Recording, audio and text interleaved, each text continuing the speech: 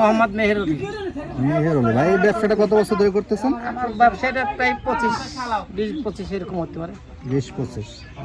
আপনি এখানে মানে কি পরিমাণ তরমুজ ক্রয় করছেন? মানে এটা কি রকমের ক্ষেত কিনছেন নাকি সৎ কি রকমের? না, এই তরমুজটা আমার এই খেতে কিনা আছে, এই খেতে এবারে আচ্ছা, এখানে কত জায়গা, মানে কত একর বা কানি? এটা আমার 3 কানি জমি। 3 কানি। 3 কানি আপনি কতটুকু মানে তরমুজ হবে বলে আপনার ধারণা আছে? এটা কি আপনি গইনা তো কেনেন না আপনি? অনুমান করে কিনা অনুমান ভিত্তিক। আচ্ছা আচ্ছা, কত হইতে পারে আপনার? আমার একটা অনুমান আছে, এই 3 কানিতে জমি 9000 পিস তরমুজ হতে পারে। 9000 পিসের মতো। আচ্ছা, আপনি কত টাকা দিয়ে এটা কিনছেন এই যে 3 কানি? এটা হচ্ছে 12 লক্ষ। 12 লাখ। 15,000 কম। আচ্ছা আচ্ছা, 15,000 কম, 12 লক্ষ টাকা। আপনি কত ধারণা করতেছেন এখান থেকে কত টাকা নামতে পারে আপনার বিজনেস? এটা বাজারের উপর নির্ভর, এটা বলা যাবে না।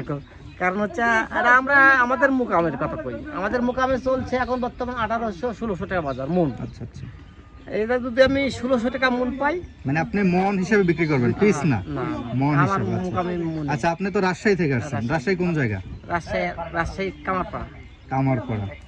আচ্ছা আচ্ছা, তো এই যে দক্ষিণ অঞ্চলের এই খোঁজ খবরটা কেমনে পাইলেন যে পটুয়াখালীতে এরকমের ভালো ফলন হয় বা এগুলো এখানে দাম কম এরকমের কি? এখানে আমি আসছিলাম যখন তরমুজ কেনার উদ্দেশ্যে আসছি, তখন আসছিলাম বরিশালে। আচ্ছা আচ্ছা, বরিশালে এসে এক গাড়ি তরমুজ নিয়েছিলাম এক লঞ্চে।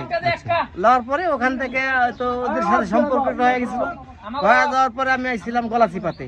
আচ্ছা আচ্ছা, ওই গলাচিপা পক্ষে ওখান থেকে ওই বিভিন্ন জায়গায় ছড়া যায়। এখন আমতলি টামতলি মরগনা সব জায়গায় ছড়া গেছে। মনে করেন ভোলা মোলা সব যতগুলো আছে সব এলাকায় হয়তো পর্যক্রমে গেছি। আপনি অন্যান্য জায়গার চেয়ে এই জায়গায় কি দাম কম পাইতেছেন বা মাল ভালো পাইতেছেন, কিরকম আপনার মনে হয়? আসলে এটা দামের কথাটা অন্যরকম।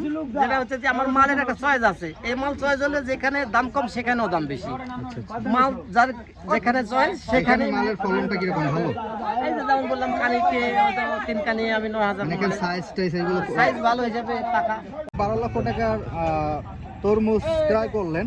এখানে আপনি কোন রকমের আইনি কোনো ঝামেলায় পড়ছেন কিনা, কিংবা আপনার এখানে কোনো রাজনৈতিক নেতাকর্মী বা অন্য কেউ আপনার চাঁদা টাদা চাইছে কিনা? এরকমের কোনো আছে? না না, মানে এরকম কোনো আপনার সমস্যার সম্মুখীন হন না? তো আমি যখন মাল কিনি তখন তারপরে আমি কইছি যোগ্য তো খারাপ বলা যাবে না, কার কিন্তু মনের এরকম আমার কোনো জায়গায় দেওয়া লাগেনি এরকম এই বছর এ যাবত।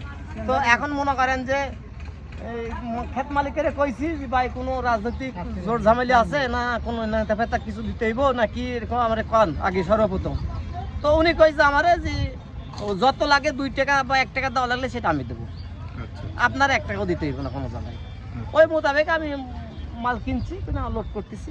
কতদিনের মালগুলো উঠাই নেবেন সবগুলো? এই সামনে সোমবার পর্যন্ত আমার ডেট আছে। সামনে সোমবার পর্যন্ত, এর ভিতরে আপনি নিয়ে নেবেন। হ্যাঁ।